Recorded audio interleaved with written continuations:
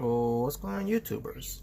It's the Natural Born Thriller, and welcome everyone to Impact Wrestling Review, the show from February 25th, 2020. They were in Las Vegas, Nevada. Your commentators were Josh Matthews and Don Callis, and this is basically the fallout what pertains to Impact Sacrifice that took place.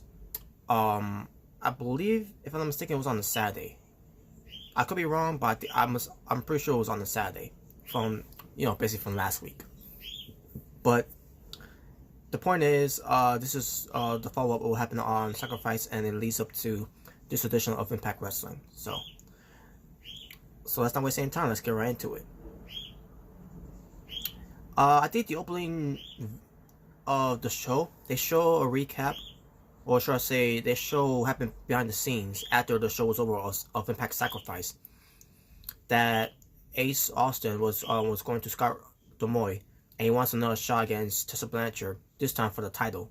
And then Scott D'Amore agreed. And then Ace Austin said to Scott D'Amore that you look at your next Impact World Champion. And then Scott D'Amore said, "Oh no, your title, Tessa Blanchard's not, it's not gonna defend her title." Because Tessa Blanchard beat Ace Austin on that show, so that means Tessa Blanchard has an opportunity to be the X Division champion. So which means the X Division title will be on the line instead.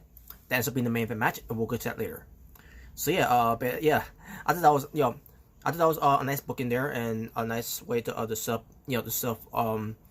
show moving forward.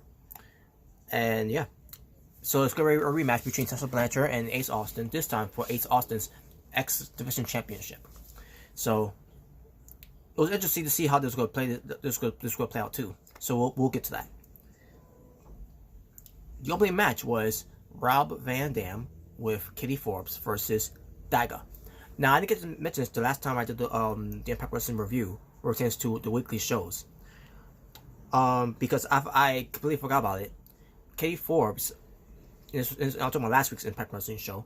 The go home shows pertains to going to Sacrifice, but I'm not talking about the show Sacrifice because RVD was not part of that.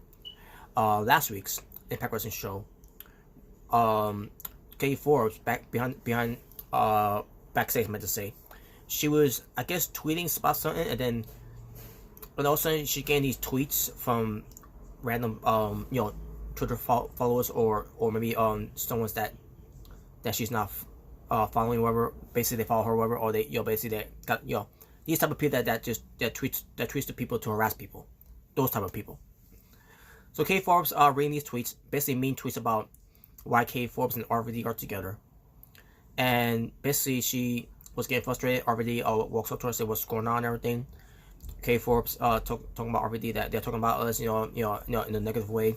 And RVD like, don't worry about those people, and basically he was insulting them in a way that represents to Marks, and some other things he insulted them too, and he also ends up talking to Daga, who he didn't remember who he was, and I see myself why he didn't remember him from Bound for Glory, and then he basically already thought he was a fan, and Daga took exception to that, and led to a match. So a week later we get to this match. And it ends up being the opening of this week's of Impact Wrestling.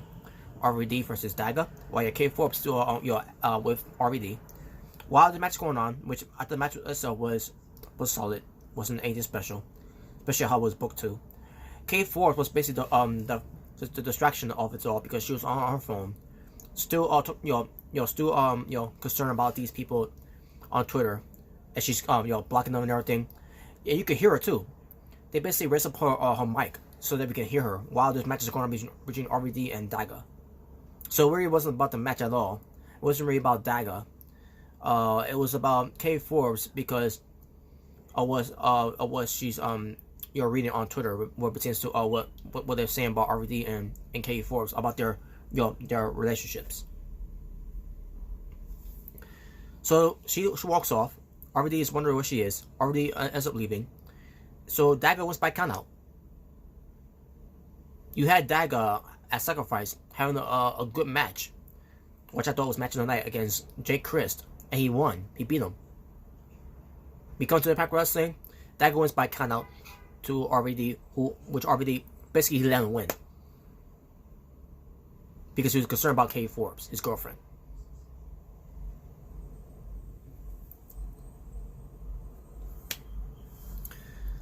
So we go backstage and we see Kate Forbes and RVD, talk about, basically trash talking to social media. And then Joey Ryan showed up. And Joey Ryan basically talks to them about he's going through the same thing too, where it pertains to his dick flip. And he says, we have a differences and all that, but let's work together. So we got Kate Forbes, RVD, and Joey Ryan working together.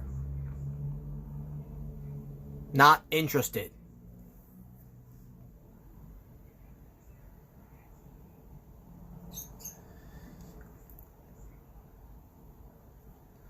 Gabby Lauren, she interviews the Impact Knockouts champion Jordan Grace, reflecting her win over Havoc from Sacrifice. And Jordan Grace basically said, she's good. She wants to lay out an open challenge. Also, we get Master Ray showing up. Master Ray talks about, she's doing her own open challenge and everything too.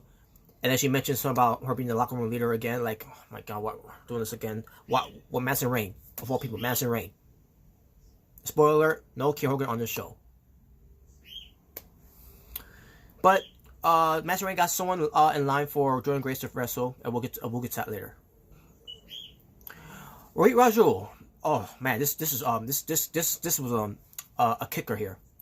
Rohit Raju explains why he did what he did to the Rascals from Sacrifice. Because remember, Josh Matthews says, on that solo Sacrifice, he says that the Desi Hit Squad, and the Rascals were having issues with each other on Impact Television, even though it hasn't happened yet.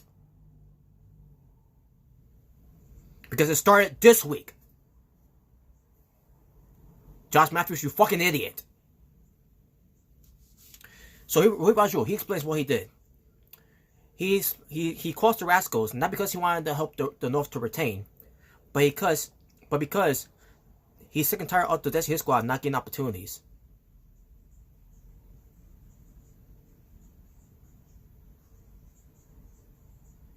And says that they represent the Rascals. They keep getting shots after shots, and basically they had enough. Basically Rohit Raju had enough. So he and Shura are going to be the ones on to get these opportunities from now on. Here's the problem with that.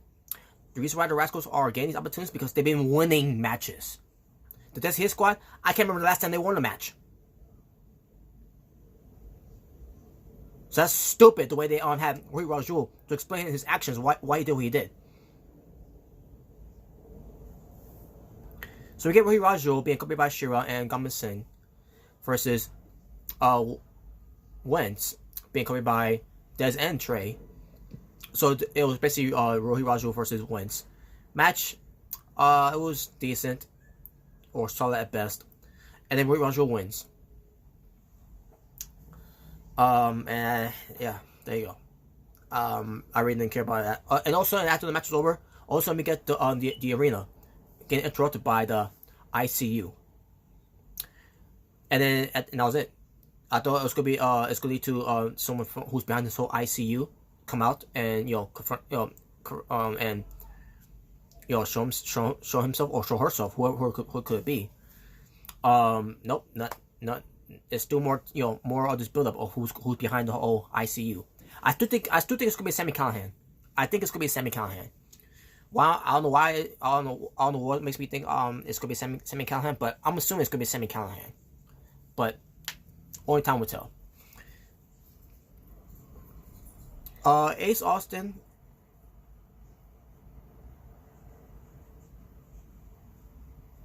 Oh yeah, Ace Austin basically previews his exhibition title defense against Tessa Blanchard, where it pertains to facing her later on tonight. That he doesn't think that he has to he doesn't have to defend his title against Tessa Blanchard, just because he lost to her in a non-title match. But he's gonna just leave as it is, and he's gonna defeat Tessa Blanchard, and he's gonna be in line for the Impact World Championship title. So yeah, that's a good promo from Ace Austin there. Even though that it was not the outcome that he wanted, but at least he's looking at it as a positive, because if he can get a win over Tessa Blanchard in the main event tonight, on that night, then he could be in line for a title shot.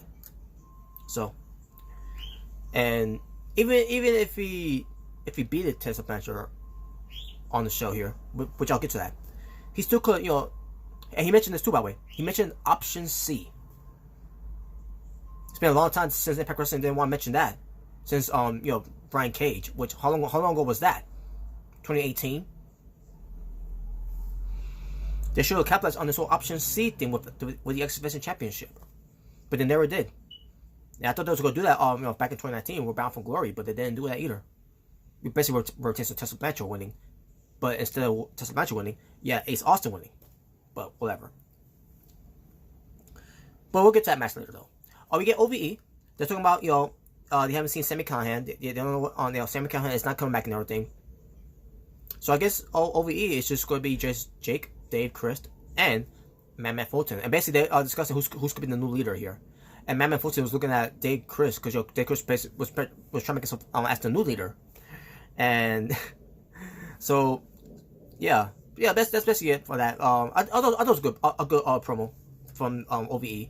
And they're basically saying that Sami Callihan is not coming back. I think he is coming back, but I think he's behind the whole ICU thing. But we'll see. Next we get to the Impact Knockouts champion Jordynne Grace versus Master Reign of her handpicked opponent to face Jordynne Grace, and her name is Miranda Alice. I have no idea who she is, but basically they talk about how she wears a luchador mask. Basically, half of the luchador mask is a mask, but half it shows her face. I couldn't remember much about why it is about that, but I thought it was pretty cool though.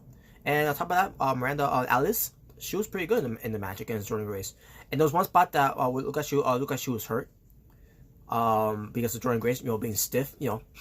Jordynne Grace she always works stiff. So I thought at one point, Miranda Alice was not doing good in the match. Master Reign was coaching on Miranda Alice in the match. I thought it was pretty good too. So in the end, it was Jordynne Grace getting the win with a Grace driver. Basically, it was not a squash. It was actually a competition. Jordynne Grace took it to Miranda Alice, and Miranda Alice took it to Jordynne Grace. It was good. But in the end, Jordynne Grace gets the win. So Gabby Lauren, she announced that the North will face TJP and Falaba next week on Impact Wrestling 4. I mean, it's not gonna be for the title. It's just gonna be a regular tag team match, non-title match. So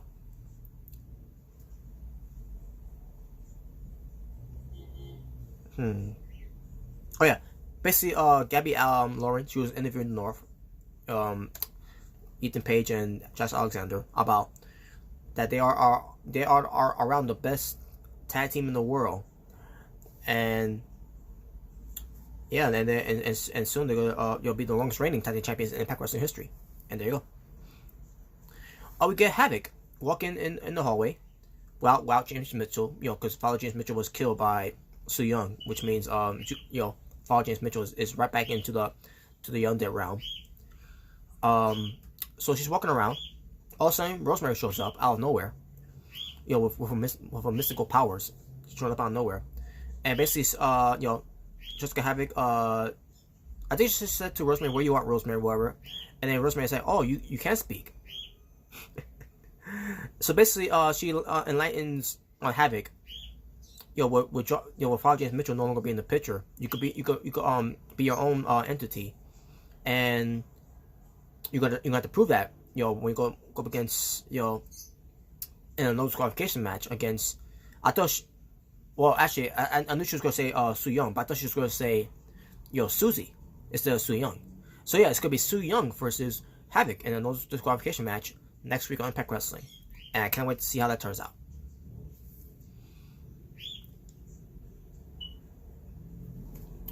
Oh yeah, the Wrestling Revolver in Dayton, Ohio, featured the fourth match between Michael Elgin versus A. Edwards for pertains to the Best of the 5 series to win the Call Your Shot trophy, to get to cash in on the opportunity for a world title at Rebellion.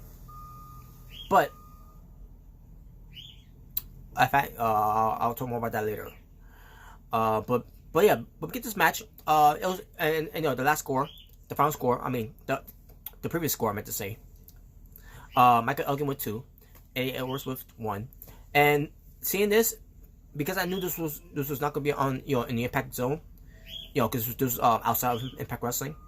I knew Michael Elgin was gonna win here, so I wasn't upset at that because I knew if all places Michael Elgin if for all places Michael Elgin was gonna win, it should be in the Impact Zone, not anywhere else that's outside of Impact Wrestling. So it was won this match, and I thought this match was good, by the way. It was good match. But but it was won. So now it's tied up. Michael Elgin 2, Michael Elgin 2, Eddie Edwards 2, and now next week it's gonna be it's gonna be match 5 to who's gonna win the best of 5 series, and it better be Michael Elgin. Just saying. We get Gabby Lauren. She interviews former Team Canada members Scott Demoy and P.D. Williams, because they're talking about TNA There's No Place Like Home that's going to be on April 3rd. And also Moose interrupts, and Moose talks about how TNA is dead. Yeah. And P. Williams says to Moose that Moose wouldn't be called Mr. Impact Wrestling if it wasn't for TNA, the name of TNA Wrestling. And P. Williams calls out Moose of never winning a championship. Yes, he has. And then Scott Demore said, Moose 0, TNA 1. And then walks off.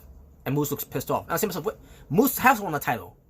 The TNA, the Grand Championship title. The TNA Grand Championship title. That's to count as win a championship in TNA Impact Wrestling, whichever one I call it. So I thought that was stupid. He could just left it at Pete Williams could just left it as if it wasn't for if it wasn't for TNA Wrestling, you would never be called Mr. Impact Wrestling. If it wasn't for the 3 letters TNA, you would not be calling yourself Mr. Impact Wrestling, in a way. So the whole thing about him mentioning not winning championships is bullshit. Yeah, it may not be the championship that Moose wanted to go after, the Grand Championship title, but it was still a championship in Impact Wrestling, TNA. So I thought it was stupid. But basically, the whole point of this is that Moose is going to be facing, I guess, TNA past, presence. The TNA Wrestling past. That's what I meant to say. Which is why he did as sacrifice, what pertains to Chris Harris, trash talking him, P. Williams, the whole thing interrupting him and all that. So that's what it's gonna be. So that's what they got for Moose now.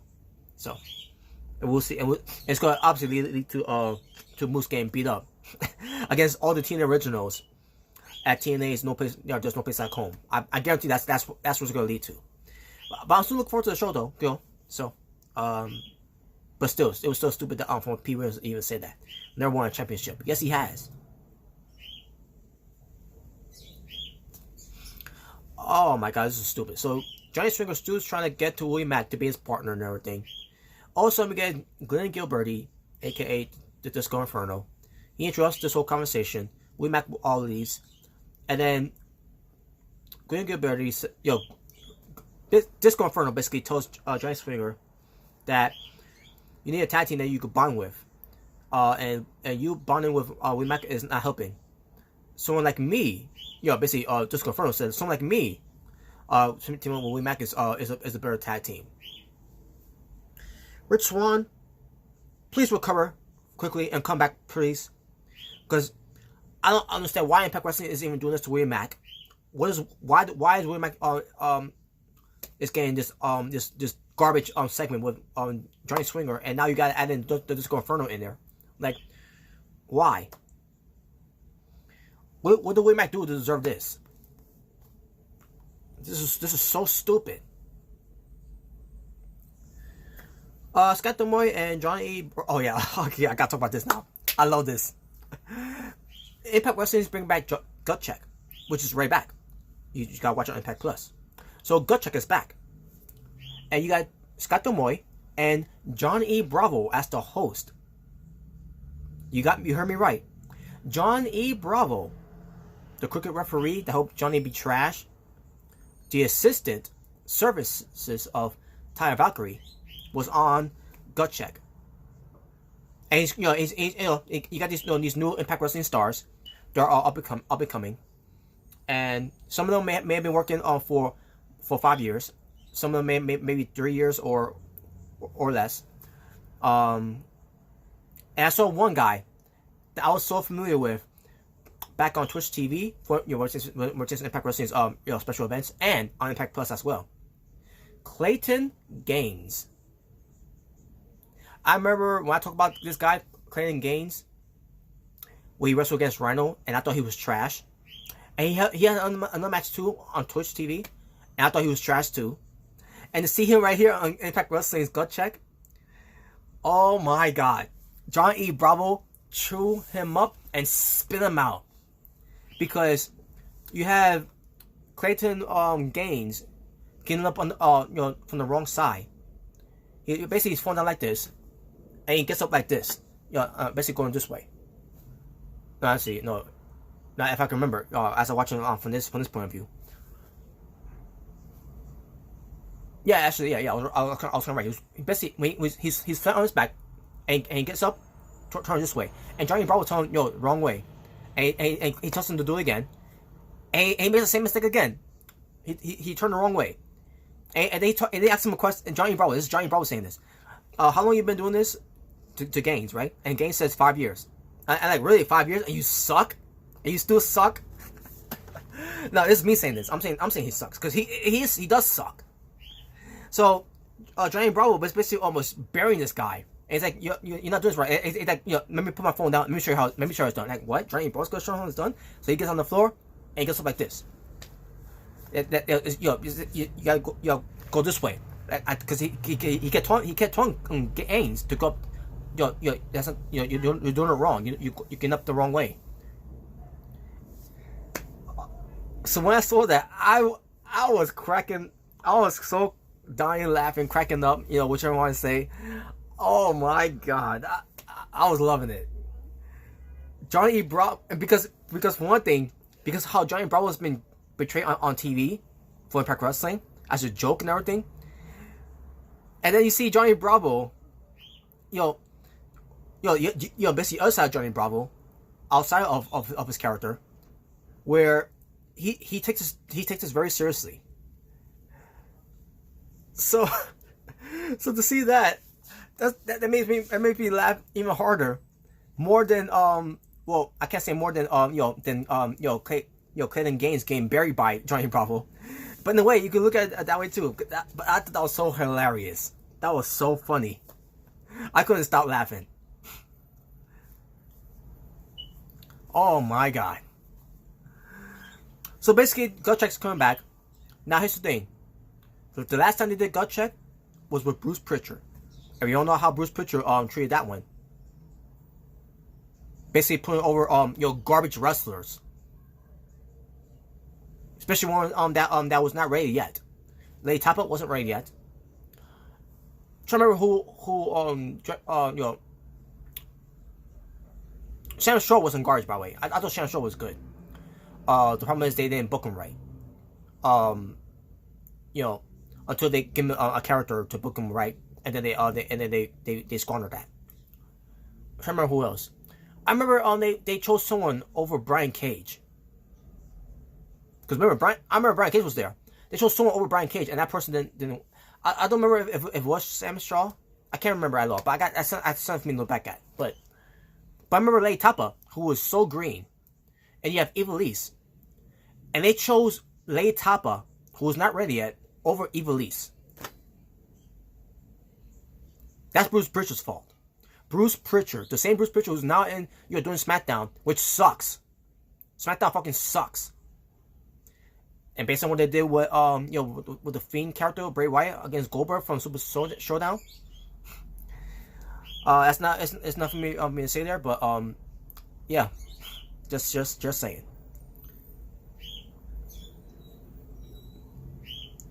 But yeah, the point is, Bruce Pritchard, when he did Gut Check, he was trash.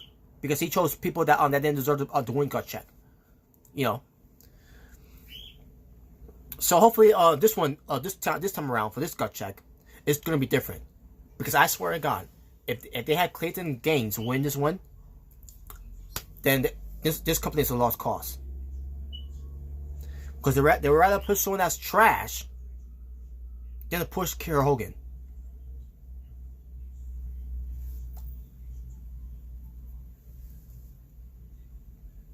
That's another thing too. We're the women's, by the way. All I see is the men's. Go check on back in the days. They had women's too. And remember, Taylor Hendricks. She won gut check. She wasn't trash. She was good. Problem is, Impact Wrestling never booked her to be good. They booked her to be trash. And I blame Bruce Pritchard for that.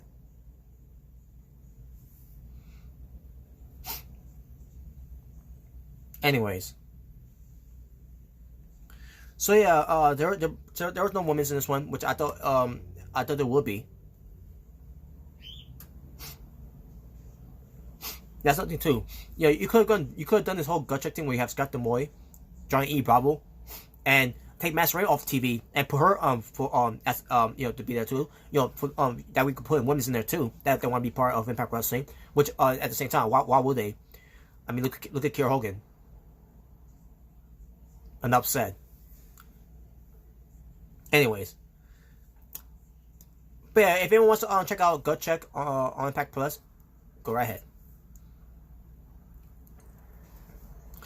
And you know what? Maybe I should take a look at it too, just to see all your Clay Gaines to get buried even more by Johnny Bravo. But then again, they might show a recap of it on the show here. So who knows what to do with that?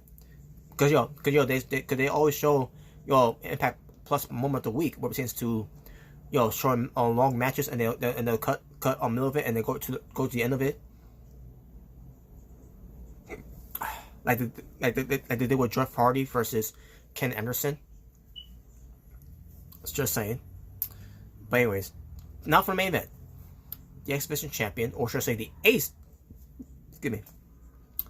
Division champion, Ace Austin versus the Impact World Champion Tessa Blanchard for the X Division Championship. Or should I say the Ace Division Championship. Match happens. It's pretty good. I think I remember one spot in the match. I thought there was a screw up in the match. Basically a botch. But it didn't hurt the match from there too. Let's also talk about the other match that they had on Sacrifice. But this match is good though.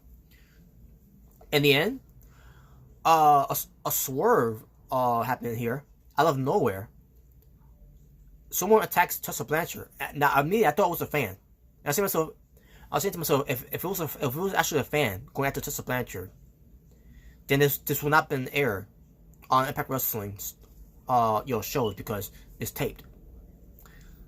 So after realizing someone attacking Tessa Blanchard, I realized at that point now it wasn't a fan, but I couldn't believe who attacked her. Tessa Blanchard was attacked by Taya Valkyrie. And Taya Valkyrie, I'm sorry to say it's the Taya Valkyrie, but she was doing one of the worst fake punches to the ground onto Tessa Blanchard. She was not even trying to hit Tessa Blanchard, her head, where Tessa Blanchard blocking everything. She just hit the mat. That was so terrible. But besides that, I'm looking at this and I'm saying to myself, Tessa Blanchard being attacked by Taya Valkyrie, and this might mean something pertains to Tessa Blanchard defending her title against Taya Valkyrie on the next pay-per-view of Rebellion. But after days went by, I heard, a few days went by, I heard that Tessa Blanchard is going to defend her Impact World title. I think she's going to defend her world title. I can't remember now, but she's going to defend her world title or not against Taya Valkyrie on the next Impact Wrestling show, which is next week. What? You're not going to even bother building this up for Rebellion? You're going to waste it on regular Impact television?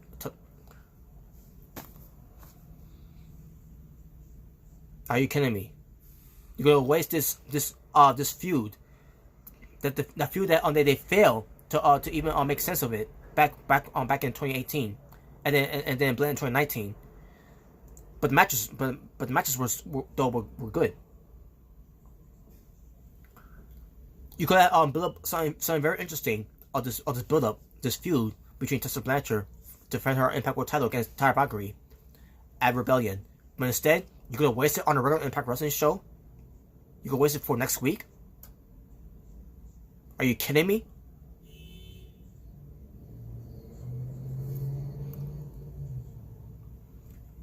And here's why too, because they want either Eddie Edwards or Michael Elgin, or whoever's going to win the Best of 5 series, to cash in of their Cody Sharp trophy to the Impact World Champion at Rebellion.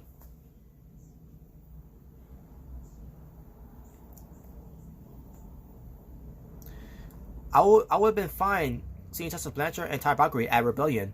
That way, the winners of the Best of 5 series to win the trophy, which is held by Eddie Edwards. I would have been fine if they would hold on to that trophy until the end of Rebellion, and they could do it on the next Impact Wrestling show, whatever, But they're not going to do that. But they're not doing that. They're actually going to have either Michael Elgin win the trophy. I hope Michael Elgin wins it, by the way. That way it could be Michael Elgin versus Tessa Blanchard. Because I doubt it's gonna be Tessa Blanchard and Eddie Edwards, or the other roll around. Taya Valkyrie might win, and it'll be Eddie Edwards.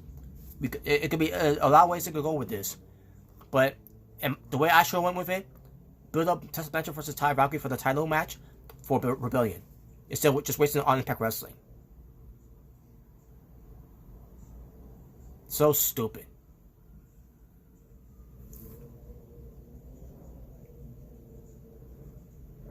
So yeah, I have not I'm not against the whole thing with Taya Valkyrie going after Tessa Blanchard.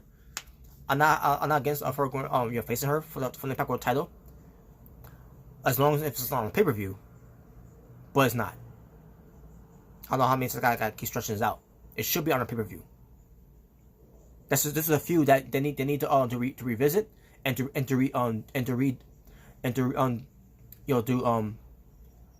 salvage the feud that they did before, what pertains to Taya Valkyrie at the time being a babyface, but she sucked at it, by the way. So they're trying to make me convinced, get behind her and everything as a baby, with her being a babyface, and it wasn't working.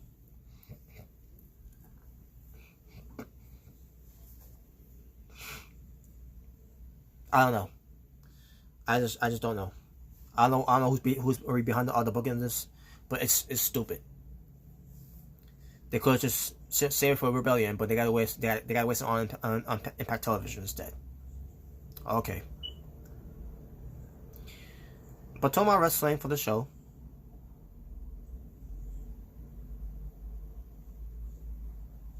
five matches. My overall rating for the show, for Impact Wrestling, the show from February 25th, 2020, I'm gonna go with a 7.5 out of 10. Despite some things on the show that did irritate me on the show here, with Madison Rain and the Destiny Squad, Daga, with the way that the match was booked for him to win.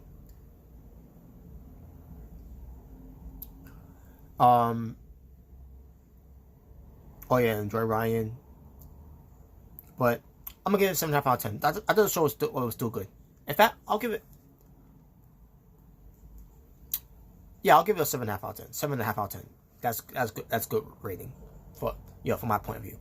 So that being said, thank you for watching. For It's Natural Born Driller, saying peace on the streets. This was your Impact Wrestling review. The show from February 25th, 2015. Until 2020. 2015. Yeah, I wish I was back in 2015. But until next time, folks, where it changes to Impact Wrestling review. You'll stay in peace, stay well, stay safe. I'm out. You'll take care. Ta-ta for now.